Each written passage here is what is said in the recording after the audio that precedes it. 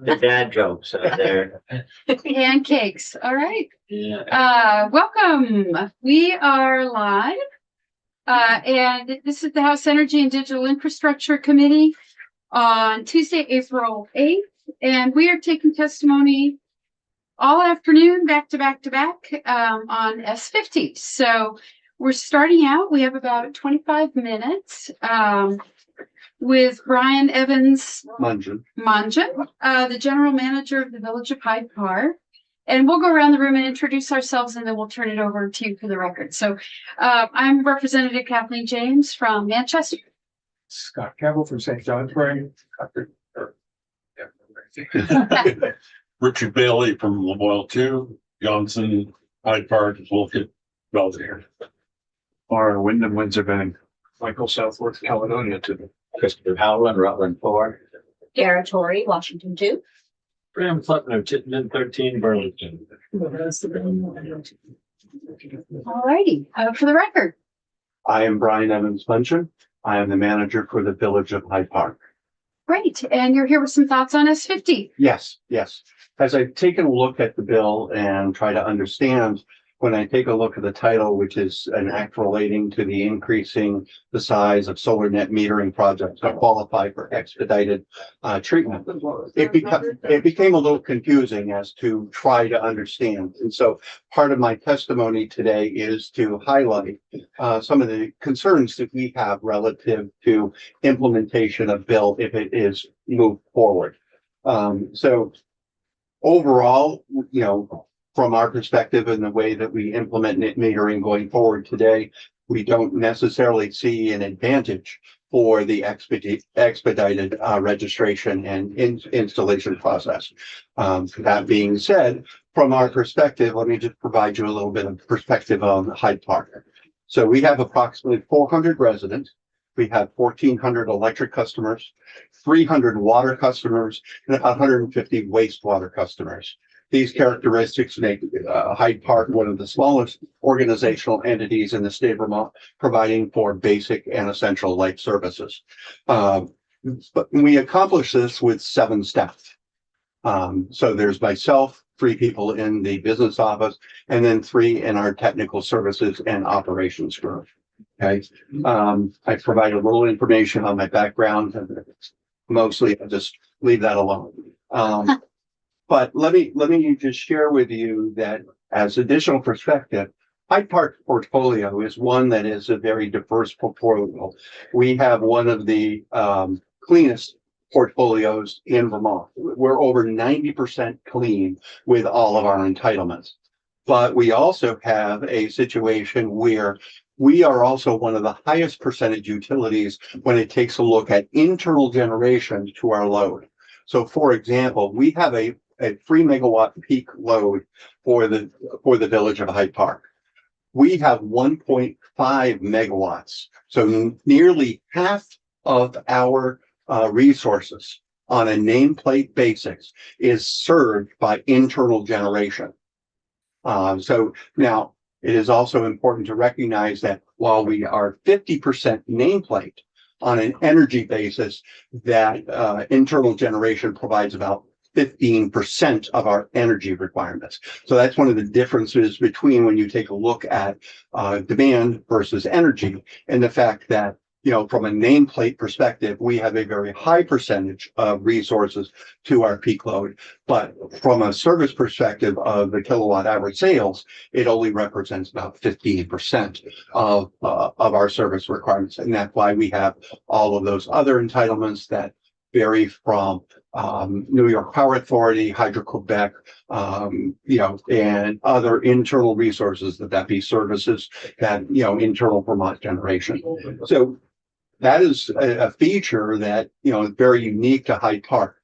I don't believe that there are many other utilities, except for maybe some of the other small Vermont utilities, who have such a high percentage of internal generation to serving their load.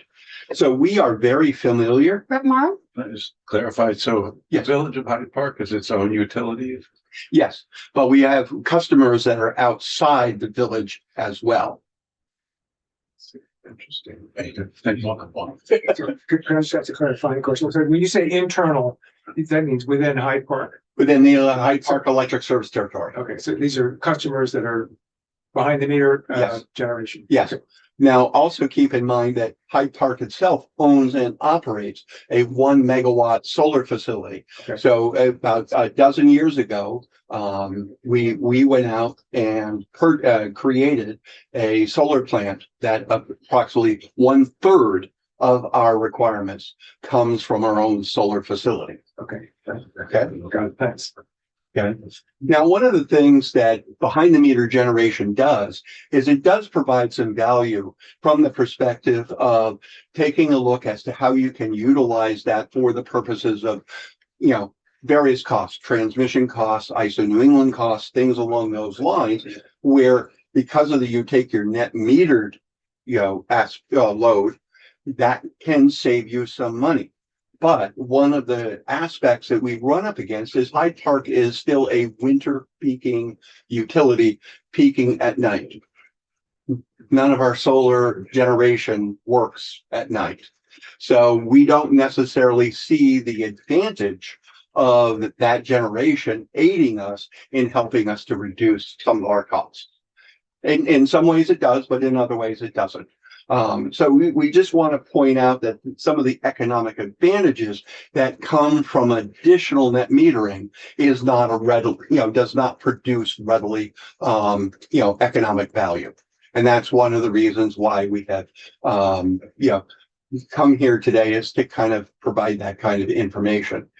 Additionally, one of the things that we run up against is the consumers who can afford to construct and own net metering installations already have certain economic advantages over the rest of the utility customers through tax incentives and other rules for credits, and being paid for their excess generation provides valuable entitlements not enjoyed by the rest of the consumers.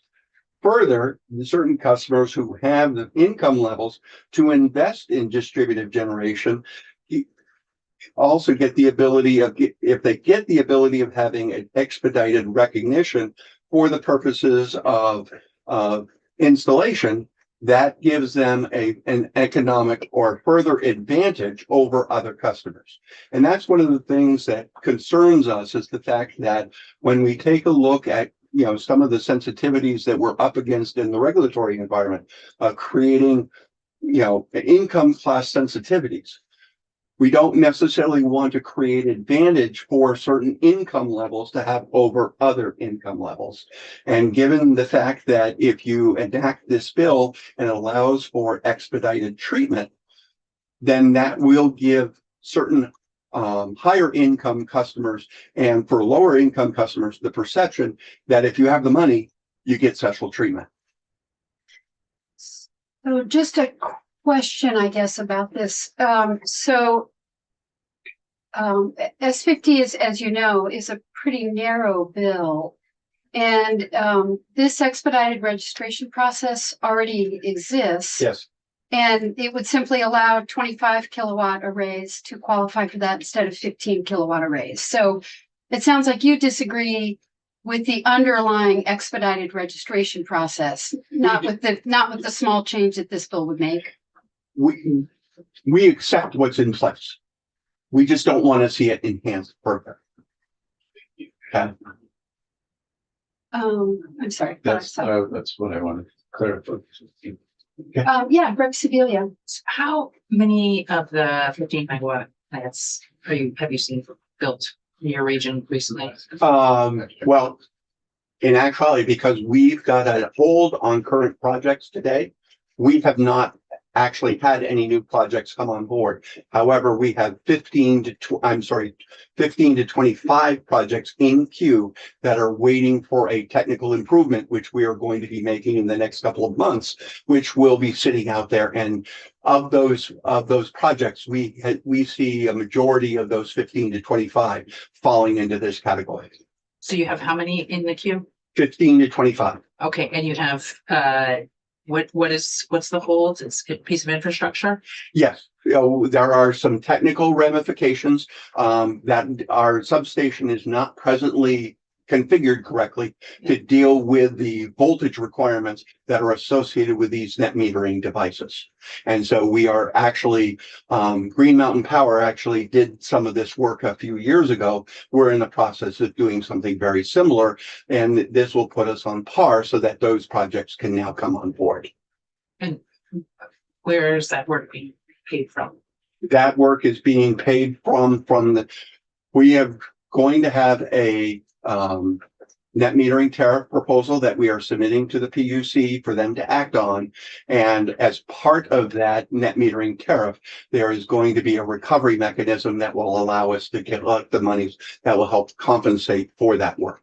Okay, so the folks that are The folks that are bringing the on resources are going to be paying for it. the infrastructure. Yes, So it's not being spread to that's correct. ratepayers. Correct. Thanks.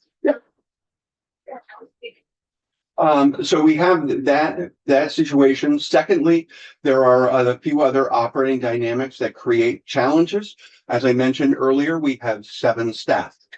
When we take a look at the work that we have the village work, which, we deal with sidewalks, we deal with plowing, we deal with a variety of village responsibilities. We also operate the water system. We also operate the wastewater system. We also have regular duties on the electric department that have to be fulfilled. If we are under this bill somehow having the obligation to accelerate this work activity, those projects will get pushed aside because we have to meet the expedited treatment for having these projects come on board. This can cause us to have to push other projects, and whether it be water, sewer, electric, or village, those projects could have to be pushed aside in order to accommodate the expedited treatment. And that in of itself also creates an economic disadvantage because we're providing a pathway that says folks who have money and who can afford these resources can get favored treatment. Just to clarify, am I not correct that the expedited process is an internal PUC thing and doesn't carry an obligation to the municipalities to expedite the 20K projects? Getting to my question as well, I was looking over the testimony we received about how the process works at the PUC, and it looks like there's a registration form that collects some basic information, and then the commission has a 15-day review period, and then the registration is issued unless the commission states otherwise. So I'm not sure about the workload. Yes, and what happens in that process is if we have an objection, which is what we have done for the last several years because of the issue that we have we've had to file an objection in order to get that stayed. And those projects have been stayed because of the fact that we did file those objections. Now, we understand that process is in place, but the aspect is that once those projects go into effect, and part of this is a registration, but it's also an interconnection requirement. There's an interconnection reliability assessment period that also goes along with the registration process that is in Rule 5.100. That you'll see later on, if you move forward with this, we've asked for some recognition on what could happen in improvements to 5.100 if you do move forward with this bill. And I'll get to that in a moment. Okay, so because of the issues you pointed out, the municipality or your utility is routinely objecting to ground mounted solar installations. We have for the last several years because of the technical limitation that we have. If we didn't have that technical limitation, we would, so right now we're just from the perspective of the technical limitation. That's why we're objecting. But I want to go back to repeat. We are not objecting to what's in place today. We understand the process that's in play today. We just don't want to have more on top of that become accelerated. But under the system that's in place today, you are objecting to every That is in the process that's in play, so we have to play by the rules. And so that's what we do in order to be able to deal with.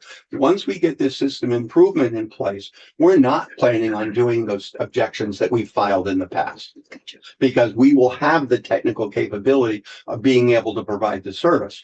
But what we're concerned about is once we have the service capability, okay, having to expedite other work in order to be able to meet the demand.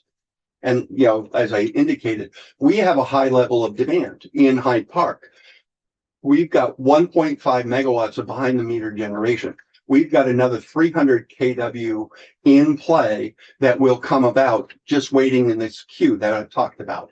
On top of that, we will have room for another 1.7 megawatts of additional resources. I'm told from some of the solar installation companies that can get quickly eaten up because of the fact that with electrification demands and other improvements that are coming down relative to the advanced energy devices that are out there, we could see that gone in a short amount of time as well. So it all depends upon how this is all plays out.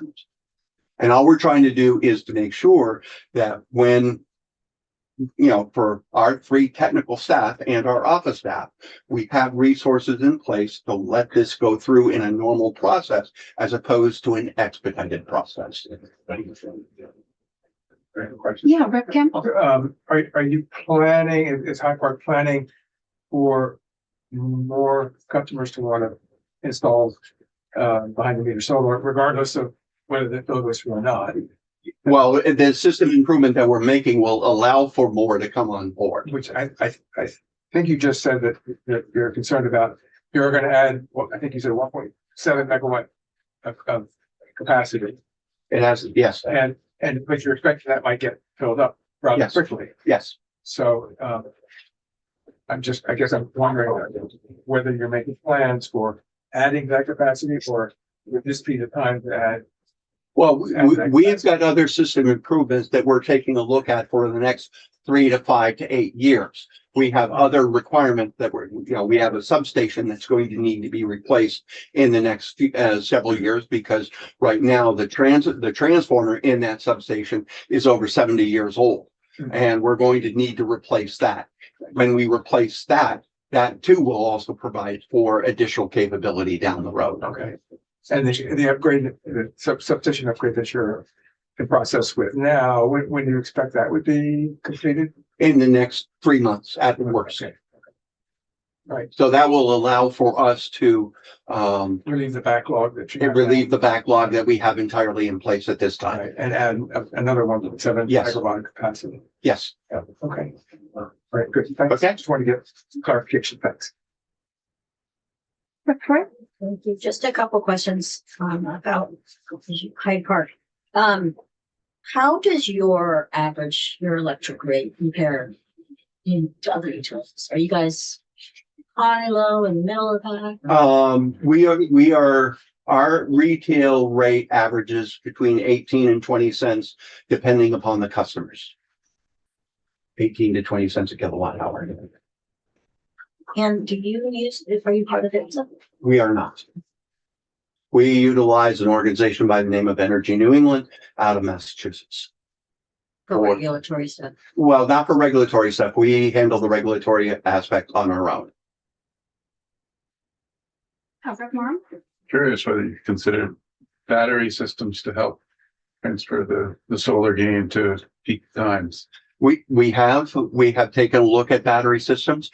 Right now, we do not believe that the technology is warranted because of the commodities that are used and the fire hazards that are created as a result of putting solar or storage activities or solar plants in. We think that right now it's not worth the value or the investment. Are you the only, I had forgotten you weren't a member of PIPSA. Are you guys the only, we're just trying to get our head around the whole landscape. Sure. Are you guys the only muni that's not a member of PIPSA, or are there others? Well, as of a couple of weeks ago, when another municipality not too far from us became an associate member, yes, we are the only municipality that is not a member of BEPSA. There are certain services that we do take from BEPSA because Hyde Park used to be a member of BEPSA, and there were certain arrangements and business transactions that were in place. Okay. Okay. One thing I also wanted to show you on page 3 of my testimony, I've indicated that we just recently completed a customer survey. And what you can see in this customer survey is, by a 2-to-1 margin, an indication that our customers also believe in the fact that those who can afford to take on these, activities should be the ones who pay for those activities. So from a perspective of understanding our customer base, they reaffirm our belief that customers who can afford it should pay for it, and those that can't shouldn't. And so that's why we have taken a look at not doing things across the board and embedding them in our cost of service. So, and then when you take a look at the bottom chart on the page 3, you can actually see, and I'm sorry for the small print, but if you are able to, the second column on the left, from the left, that kind of medium colored blue, that is an indicator of where DER or renewable generation fits in. You can see that as far as our customer base is concerned, it comes in fourth as a sense of prioritization, whereas doing nothing or taking a look at weatherization. Weatherization is probably the biggest thing that people want us to take a look at, and then DER comes in at number 4. So again, it's we do see that there are some customers who want it, but we're gearing ourselves to meeting the overall needs of the constituency, not just some of them. Okay. And then on the, all of this, we're just concerned that the limitation and the exposure that this acceleration would bring on us is just going to set us up so that, customers, are going to see activities that are inconsistent with what they value. But we also recognize that this bill has a very good chance of moving forward. And if it does, we ask for your consideration to make changes to the bill to allow for, and we'd ask you to consider directing 5.100 rule changes that would allow for customers must file interconnection requests to the interconnecting provider prior to or no later than the filing of the registration request. In the PUC process for registration, as Representative James has indicated, that process online goes in, you have to submit your registration request. Okay, and then there's a whole process that follows with that. There is also a part of Rule 5.100 that encourages, doesn't command, but it encourages the entity to correspondingly file an interconnection request with the interconnecting utility. That, based upon my experience and my discussions with the department and the PUC, is not well enforced. And so while the registration goes, and that forces us to kind of be monitoring all of this activity and spending time monitoring all this activity and then figuring out who the customer is and then going to the customer to say, do you have an interconnection request? That, that forces us to do a lot of additional work.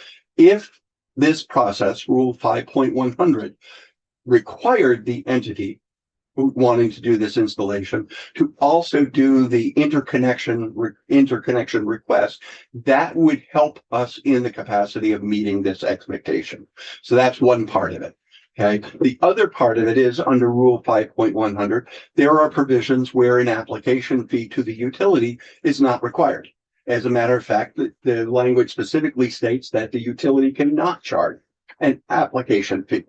we believe that we're putting on an awful lot of work and effort. And if we're going to be doing it in an expedited basis, that even means that we've got potentially even more exposure. Because again, with 7 people, if we can't do this ourselves, we have to go out and bring on third-party service provider or engineering staff that we're going to have to pay for and absorb. And that's where getting an application fee or some sort of payment to us to help us defer these costs make sense to us.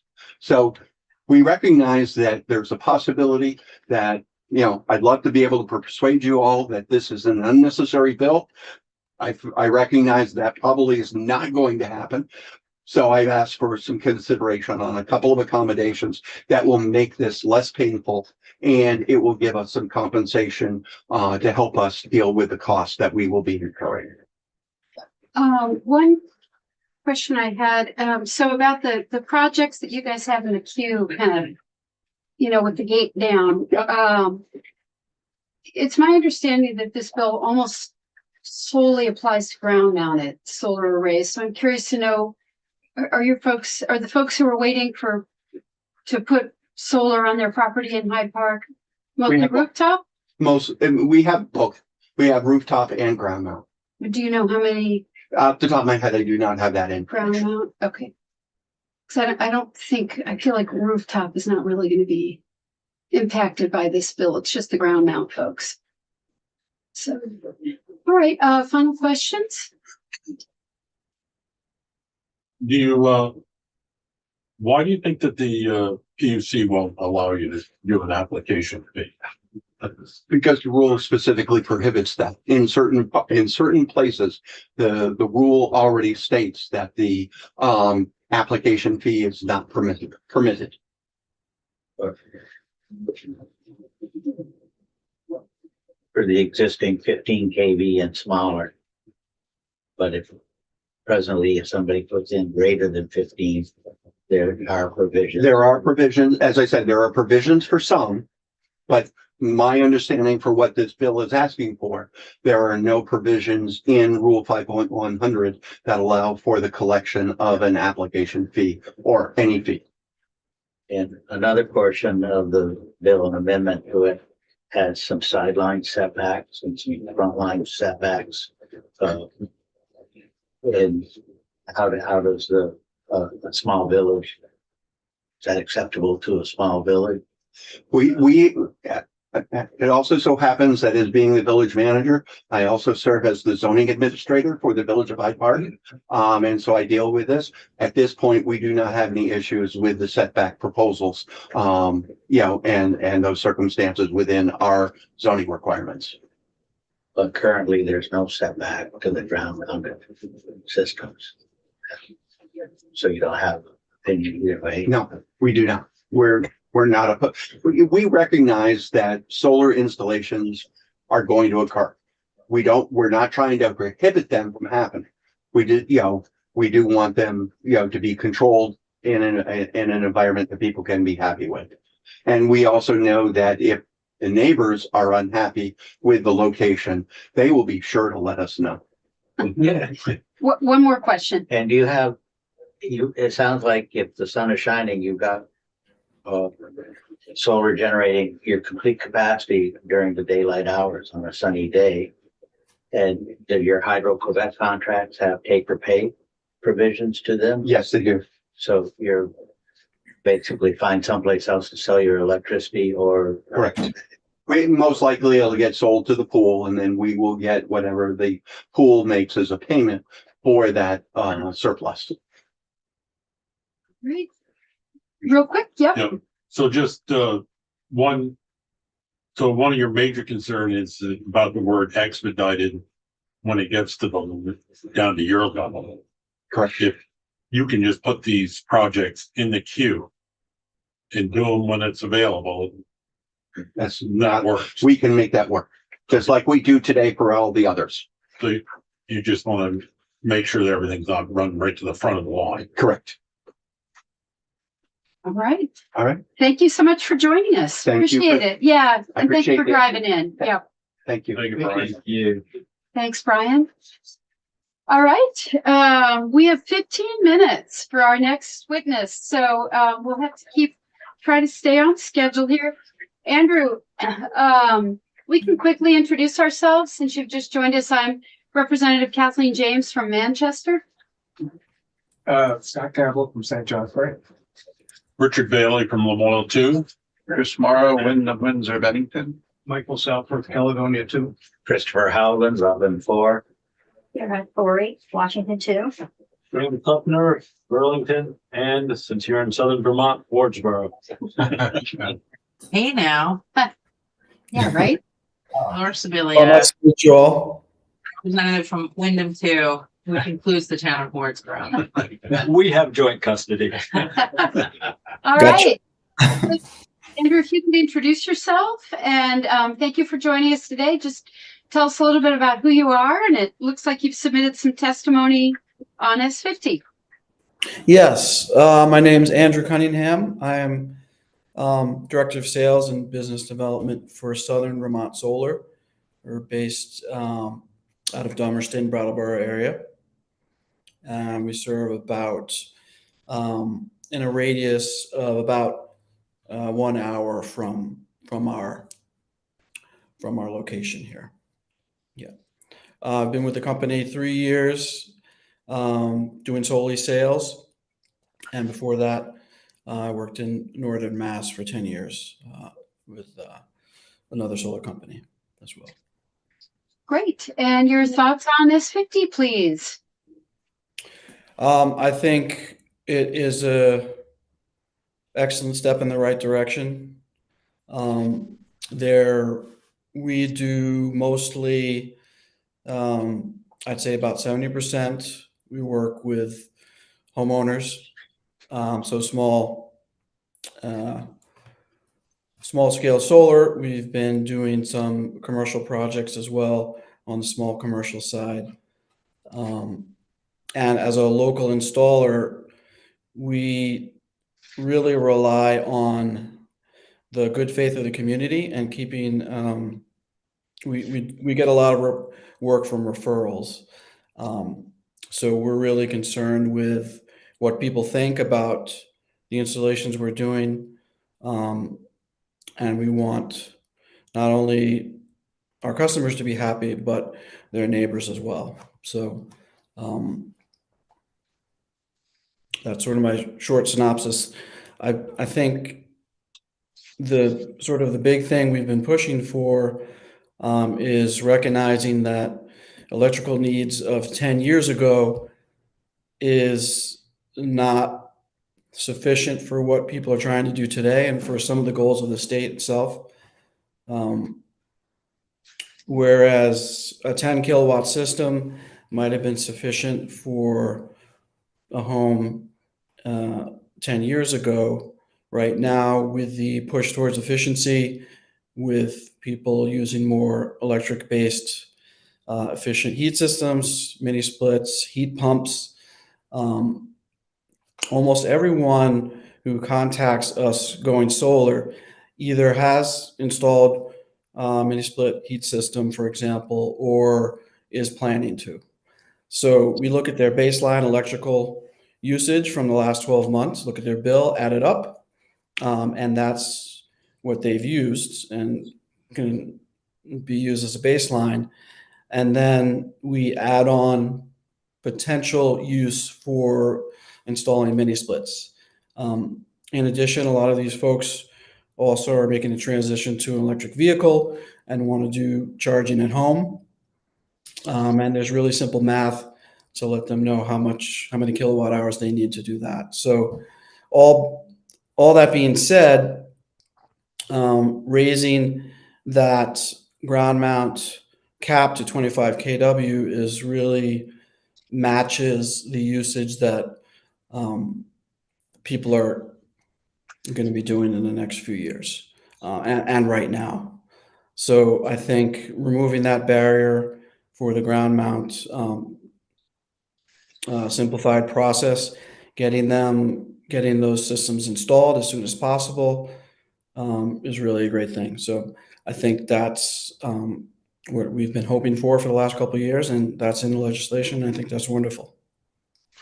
Can you tell us a little bit about the systems you're installing then? Is it mostly, what percentage of your customers do you think this bill would impact? Are you mostly putting on rooftop?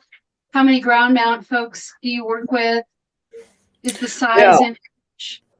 I would say consistently, I'd say 3 years ago, it was about 3-to-1 ratio of rooftop. For every 3 roofs, we would do a ground mount system.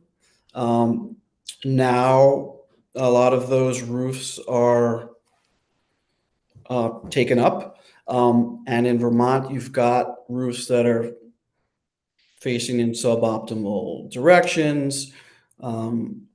They're smaller than are needed for what people are looking for. And also there's a lot of slate roofs and older buildings that just can't take it. So at this point, I'd say for every 2 rooftops, there is a person who wants to put it on the ground or needs to. That's their only other option unless they're going to do community solar, completely offsite. Rep. Hutton? And as a company, do you have guidelines about how close to a road you can install or how close to a neighbor's property line? Yeah, well, that's the thing. Each town has its own rules, so that makes things a little bit more complicated, and a little bit more time consuming. As a local installer, we're very conscious of the way these things look in residential neighborhoods. So generally try and avoid that if at all possible. And with people who have lots of land, that's not really an issue. But we go by the local setbacks. But I always caution people to put these near their houses or near other people's houses, because that comes back on us in terms of how we're perceived in the community. And as a local installer, we just try and avoid that. So for local installers, I'd say it's really self-policing.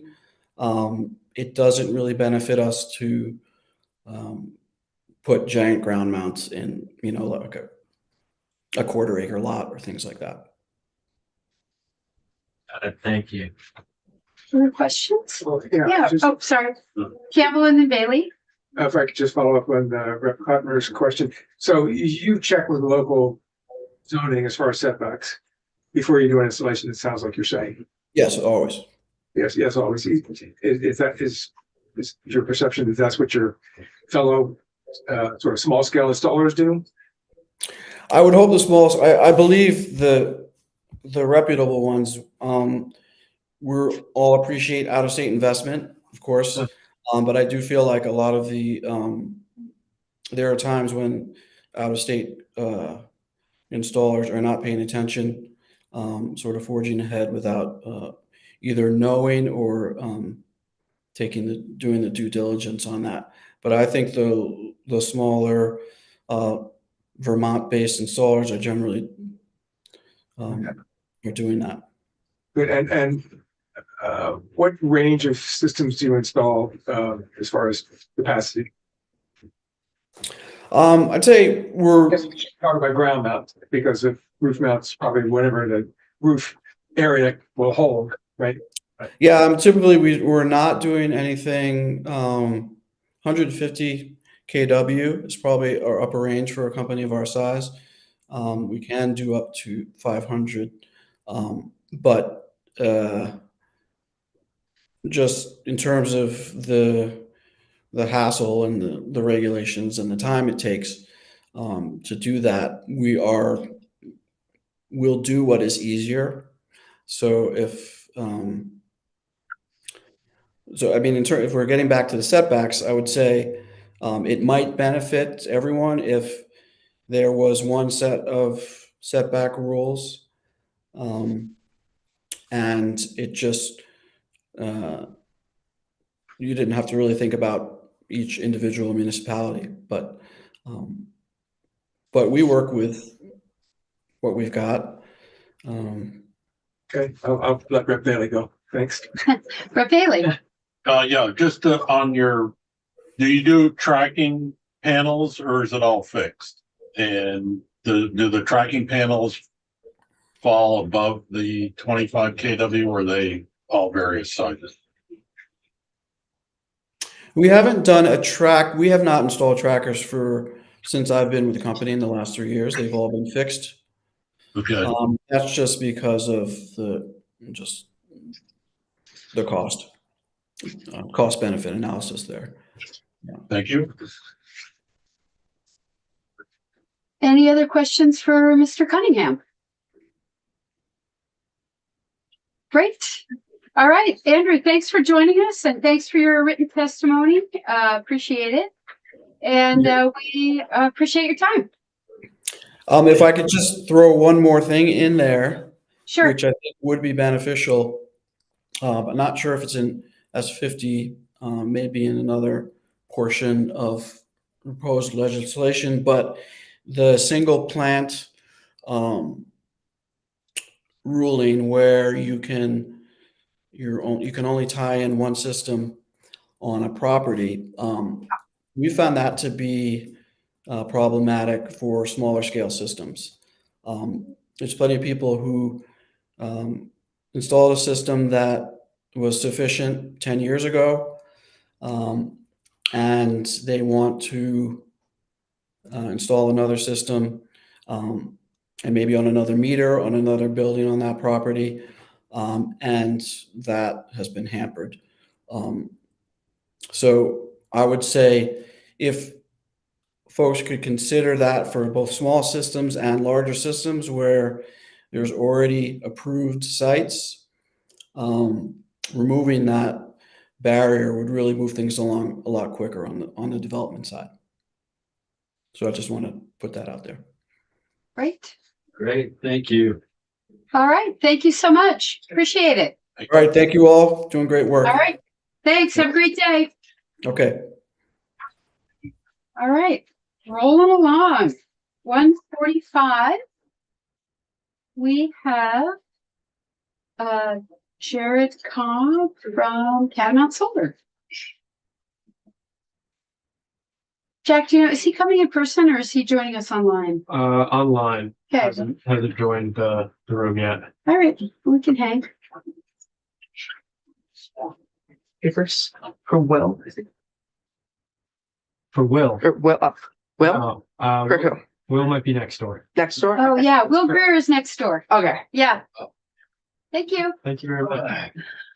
Is he on the page? They started today, didn't Yes. I wish I could have been. I would have loved to be page. That would have been awesome. Yeah. I'd got great. I remember my son shooting bands. Yeah. Are you kidding? Yeah. All right. Here's Jared. Hello, how you doing? How are you doing? Great. Good. Thanks for joining us. We'll quickly introduce ourselves. I'm Rep. Kathleen James from Manchester. Scott Campbell from St. Johnsbury. Richard Bailey from LaBoyle 2. Chris Morrow, Wyndham, Windsor, Bennington. Michael Southworth, Caledonia too. Christopher Howland, Rutland 4. Tara Torrey, Washington, too. Graham Kleffner, Burlington. Ross Villia with them too. All righty. And for the record, you are. My name is Jared Cobb. I live in Montpelier and I am the general manager for Catamount Solar based in Randolph. Fantastic. We have until 2:00. We're packing people in today. So it looks like you've submitted some written testimony, which we really appreciate. And why don't you tell us a little bit about yourself and your company and your thoughts on S50? Sure. Yep. So Catamount Solar is a worker-owned cooperative. We're the only solar and battery contractor in the state that is structured that way. So we have 26 employees, 15 of whom are co-owners of the company. It's a business model that allows us to share profits with our owners, with our employees, and then we direct 5% of our profits each year to community organizations. So last year we gave back $27,000 to the community. I think of Catamount as really the most local, way a business could be structured. We're building solar and batteries, and we're turning all of that money back into the community. We've been around since 2011, and the last few years we've seen some growth despite headwinds in the market. So we do install residential and commercial solar, and we are seeing increasing demand for battery backup to the point where by the end of this year, we think that at least 50% of our customers will have batteries attached to their solar systems. And I'm here to support S50. We were one of the companies that kind of spoke up and said, "Hey, why do we still have this rule that was crafted back in 2014 when solar panels have gotten a lot more efficient since then?" So solar panels are now twice as powerful as they were 10 years ago. And customers all the time are looking for more solar power. They are adding heat pumps, they're adding car chargers, they're electrifying their homes. And as that happens, they reach a limit where they don't want to go through a slower registration process where abutters need to be notified, state agencies need to get involved. When we're talking about just residential ground-mounted systems, and these systems are the same size, the same footprint for these higher efficiency solar panels as they were 10 years ago. So we're just asking for a pretty straightforward rule change to accommodate the changes in technology over the last decade. And I can keep going. Yeah, sorry, I was just taking notes. Keep going. Okay. Yeah. So what happens right now is that we actually have a list of customers who would like to install more than 15 kilowatts of solar, but they end up only installing that much because they don't want to go through a slower and more costly process. So we're limiting the amount of solar that's installed in Vermont. In the last 5 years, only 11 systems have been built that have been between 15 and 25 kilowatts. And that's contrasted with hundreds of ground-mounted systems that have been built that are under 15 kilowatts in size. So it just kind of makes sense that we make this change. It's good for customers. It's good for solar contractors like us. We can build more solar. We can deploy it more quickly. With increased attachment of batteries to our systems, we're having a more measured kind of effect on the grid, where less power is being exported to the grid as batteries are storing power during the daytime hours. And the final point I'll make is that there was an amendment attached to S50 as it moved out of the Senate, which had, it really had, I think, good intentions to it, which was to make it so that these smaller net metered ground mounted solar systems would be subject to municipal setback requirements. And that makes sense in a state like Vermont. We are concerned with aesthetics. We work closely with our customers, with their neighbors, with the towns to make sure that all of our solar, fits into Vermont's landscape. But these smaller systems have never been subject to municipal setbacks. And we see this amendment as just some red tape and additional regulations that we really just don't need. Solar is at a point in the state where we are facing any number of headwinds, from higher interest rates for loans, from tariffs affecting the entire supply chain, lower net metering rates, compensation for folks who export power to the grid, and changing the way that we site these systems, and needing to involve towns in where they're located it would just be cumbersome, and it would slow things down. We at Catamount Solar, we already consult with towns. We check on setbacks. We make sure that these systems are placed in good locations. And each town has different setback requirements. Some towns have as many as 11 different districts with different setbacks within each of those districts. And it would just create a bunch of headaches for us, and it would kind of go against the nature of S50. S50 is meant as just a common sense bill that would allow us to deploy more clean energy to respond to the climate crisis, to help Vermonters with their utility bills, and adding more red tape with us having to follow municipal setback requirements would slow things down.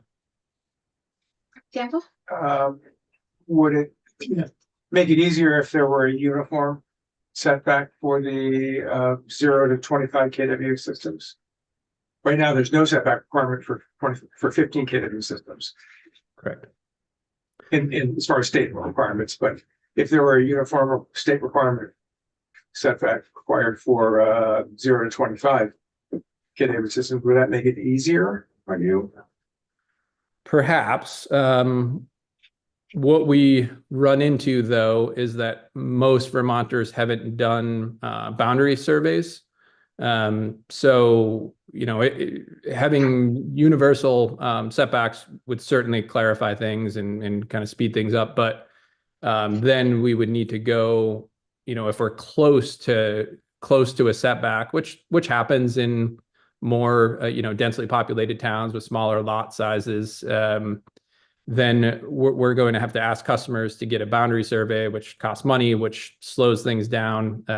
It's the way that I look at it, and I put it in my written testimony, is that we don't really understand the problem that we're trying to solve for with this amendment for the setbacks. It was good intention. We want to be good neighbors. We want to make sure that these smaller systems are put in the right places. But I've been building solar in the state for 10 years, and I've never had an issue with a town or a neighbor objecting to one of these smaller systems. Like I get it for the big systems, but these are backyard solar systems.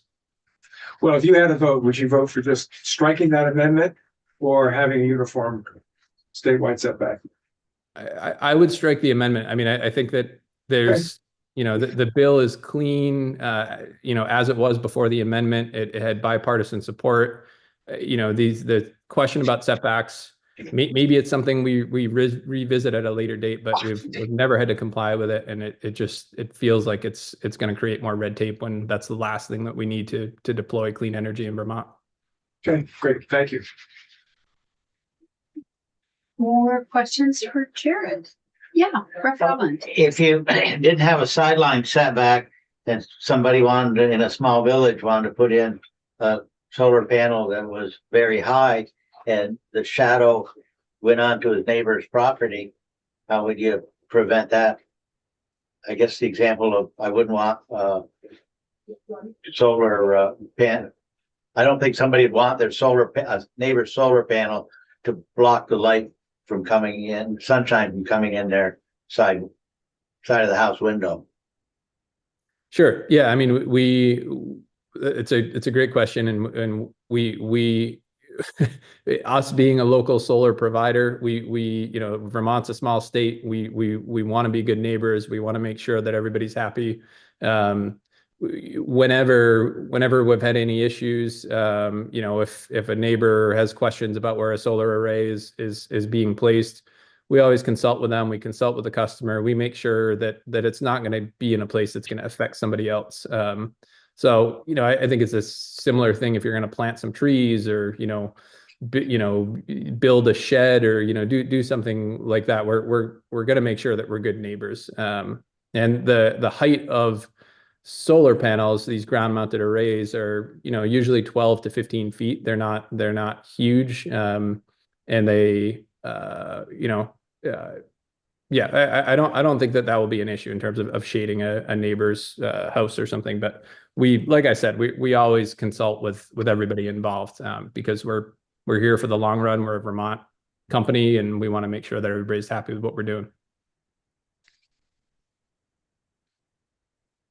Any more questions, comments? Okay. Jared, thank you for joining us. Yeah, thank you so much for having me. Yeah, appreciate Thank it. you. All right. Nice to meet you. Have a great day. Yeah, thank you. All right. Bye. We are one time. Yeah, I know, sure. That's we're cranking through the witnesses. So let's see, so our next, just because I think the way the schedule stacked up, our next witness, we do have a little bit more time if needed. And then at 2:30, we have, the PUC back with us, and then we are done for the day after that. One thing I did ask Jack to do, which I'm sure he's busily working on, is, since we're taking up so much testimony on S50 and, we're going to try to really focus in on it this week. I asked Jack if he could pull together a list of every witness that we've heard from in kind of chronological order. So we're going to have the name of the witness, their title, the date that they testified, and then a link to their written testimony, and or YouTube. So we'll have a little cheat sheet. And I think when the time comes for us really to just sit down and start talking about the bill, probably our first task, or maybe the first thing we'll do, will just be to walk ourselves back through the testimony in order and say, okay, here's who we heard from, here were their main points, so we can get ourselves all, kind of back on the same page. Yeah. That's a question. 15 kilowatts we spec'd originally, the technology evolved, so we're adjusting to keep the same footprint. What if that happened again? And my actual question is, should we, instead of saying kilowatts, should we be saying square feet, so that no matter how good the tech gets, that's your maximum size limit? We care less, it sounds like, about how much power people are generating and more about the actual physical size of the array, right? Prevent us from having to move to 35K and to 45K as panels get better and better. I asked that question of Jack and Aaron. I'm trying to remember what Jake, what he said. Yeah, there was a reason. There was a reason.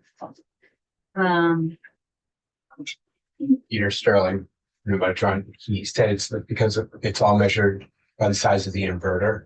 That's right. That's it. That's the only way they can measure it, is what you run from the inverter. Well, I mean, you could measure a solar panel with a tape measure. If we did square feet, like, that's not hard to police, right? Well, not if that's not how they're. I mean, I'd say if that's not how the PUC officially measures the size of these systems, we don't want to be inventing a new way to measure the size of the systems. I mean, I don't know how many statutes we'd have to touch to make that change across the board. And So the technology is more or less doubled in the last 10 or 12 years or something. Do we have any reason to believe it's going to double again in the next 10 or 12 years? More Or 50%? Rev Southward? So along those lines, inverter technology is progressing as well, correct? So it worth a thought. Rev Powell? I think there's a correlation between the kilowatts and the amount of energy produced and what somebody can actually use for his electric vehicle, for his heat exchanger and personal consumption. I think the idea is that they no longer generate and more than they can use. And so not only does your square footage increase, they're about 67% more productive for the same square footage.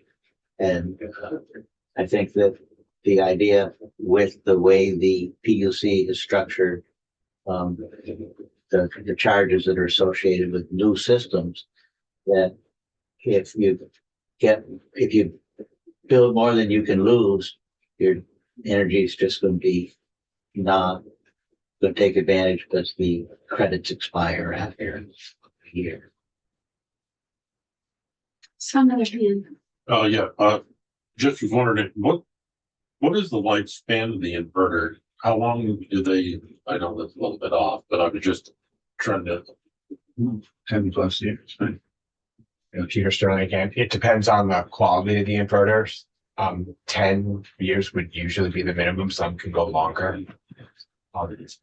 But inverters are only made in certain sizes. It's not like a solar panel where that same size unit gets more efficient because you usually cram more stuff into it. An inverter is made in a certain size, like 7.5 kilowatts, so which is why the 15 made sense at some level. Like that, there is not an unlimited number of inverter sizes. So that's why the 25 made sense, because you don't want someone paying for a much bigger inverter than they need. It's a lot more money. So you're trying to get a rational size inverter to meet someone's energy needs. So that's only a couple sizes of inverters that are commercially made and are affordable. Thank you. And our We witness have our next arrived. witness here. So, hi, Alexander. Hello. Yeah, thanks for joining us. We'll just quickly introduce ourselves since I don't think you've been in our committee before. I'm Rep. Kathleen James from Manchester. Scott Campbell from St. Johnsburg. Richard Bailey from Lamoille 2. Chris Morrow, Windsor, Bennington County. Michael Southworth, Caledonia too. Christopher Howland, Rutland 4. Dara Torrey, Washington too. Graham Klepner, Burlington. Laura Sibilia, Wyndham too. All right. So for the record, Alexander, thanks for being here. Why don't you tell us a little bit about your company? And Sure. we'd love to hear your thoughts on S50 and how it relates to your work. We've got about probably 20 minutes, and then maybe we'll take a little break. Sure. First of all, ladies and gentlemen of the committee, thank you for having me testify here. This is it's a great pleasure. And so my name is Alexander Mintz. I am the CEO and owner of Power Guru. Power Guru has been around since 2007. We're based in Bennington. We service southern Vermont, mainly southwestern Vermont. We have a mixture of some fairly, like 150 kilowatt-ish community solar arrays. We've got some commercial arrays in that size too, single off-taker, but we predominantly do residential ground mounts, rooftops, and energy storage projects.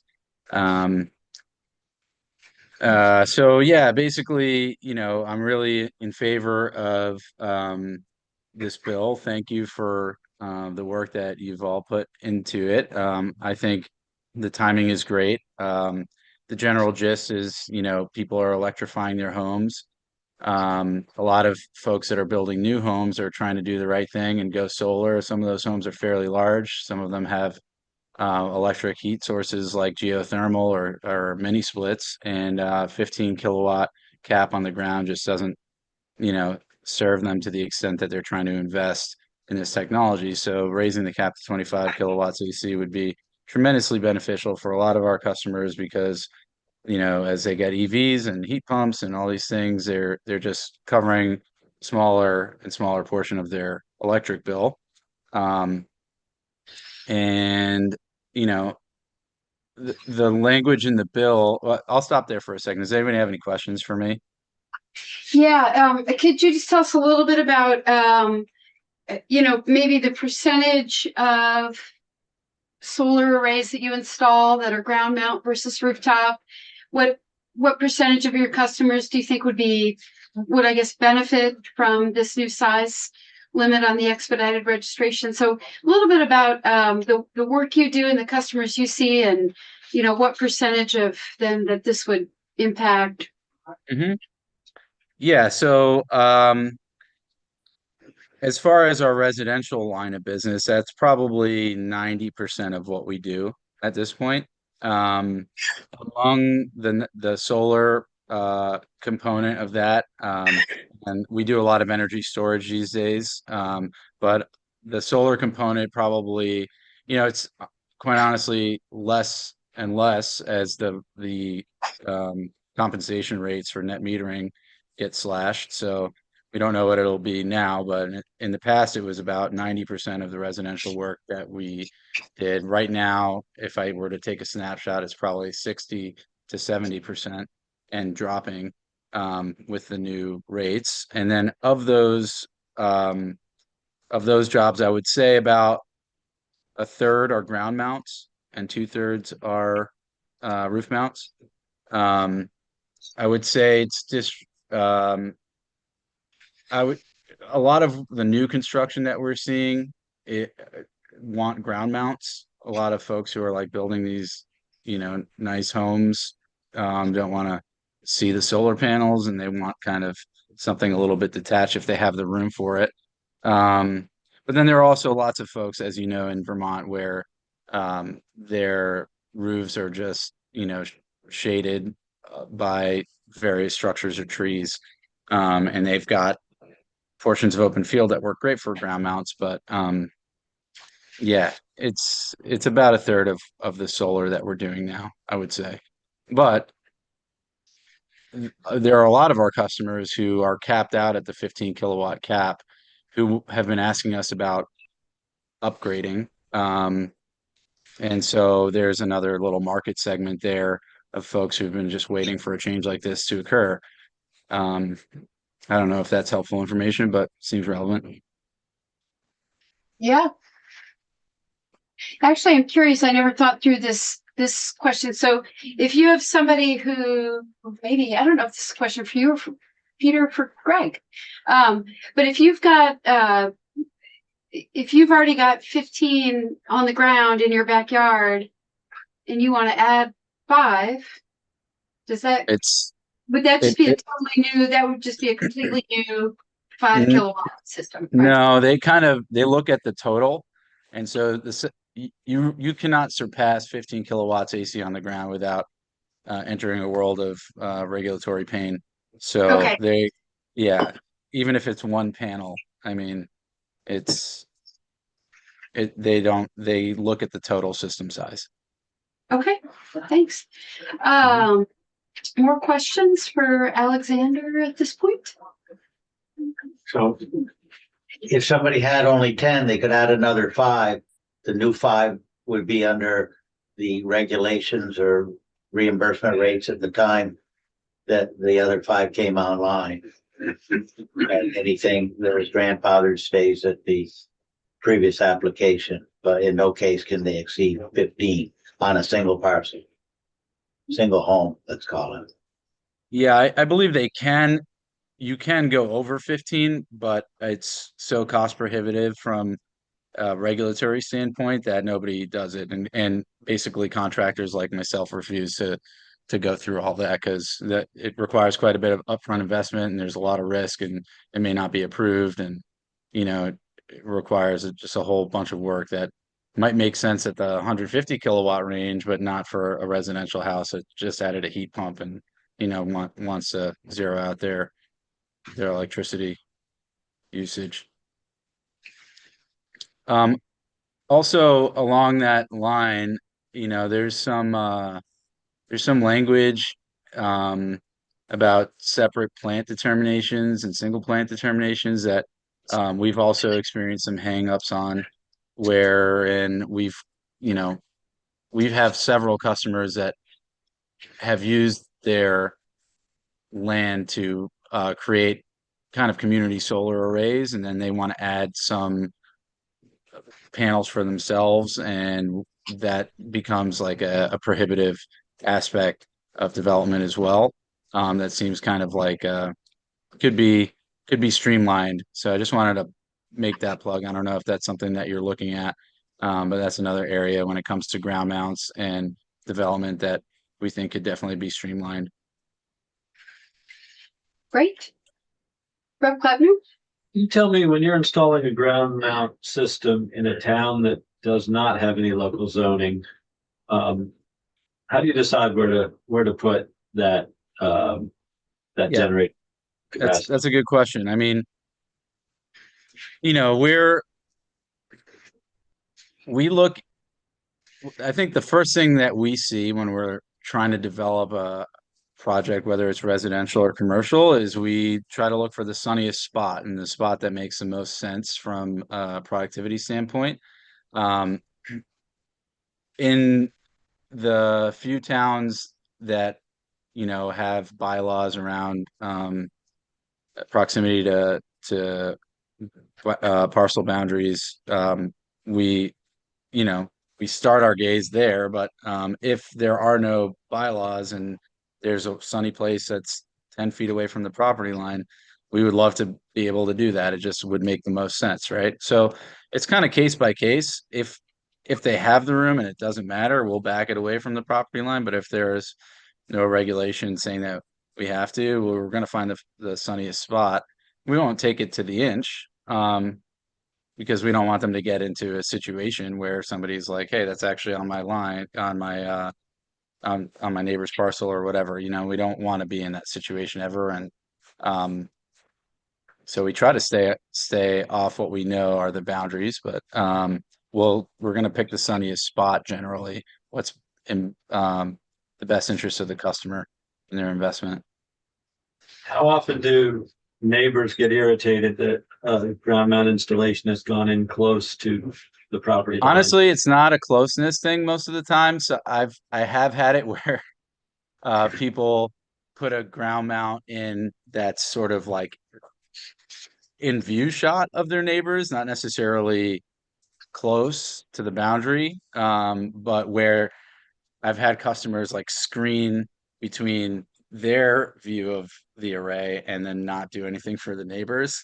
It's happened more than once, believe it or not. And the neighbors are kind of like, are you serious? I don't want to see this. You spent money so that you don't have to see it. Yeah, so there's it's kind of interesting, honestly. You never know what you're going to get. Some people think it's cool looking. I happen to feel that way, but because I know what it does, but yeah, it's not really, hey, that's really close to my property. It's kind of like, if anything, hey, I don't want to see that. Which is kind of, I don't know, something that I think we can get over. Something else to add to still.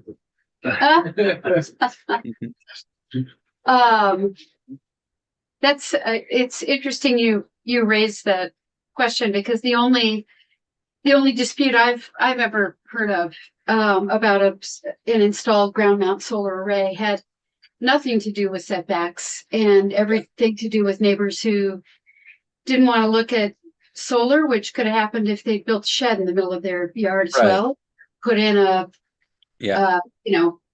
an addition to their home. So it's Yeah, just it seems to be like, something was in the field that didn't used to be there before. right, exactly. It's either I think that people who feel that way about solar in general. The people who feel upset about seeing a small ground mount in their neighbor's yard. And we're not talking about solar farms here. We're talking about, enough power to offset a household. The people that are getting upset about that are just upset usually about solar. They think it's a thing that they need to be mad about for some reason, which, everybody's entitled to their opinions, but a lot of it is sort of misinformed, I would say, in general. A lot of that sentiment. Thank you. Great. Welcome. More questions? Pleasure meeting you all. Yeah, thank any you other so much for your time. Appreciate it. Right on. Take care, guys. Good luck. Thank you. We're making quick work of things. Why don't we take a break and come back so that we're on time with folks who might be following along with our agenda. Is that okay? Okay. All right, guys, let's be back at 2:30.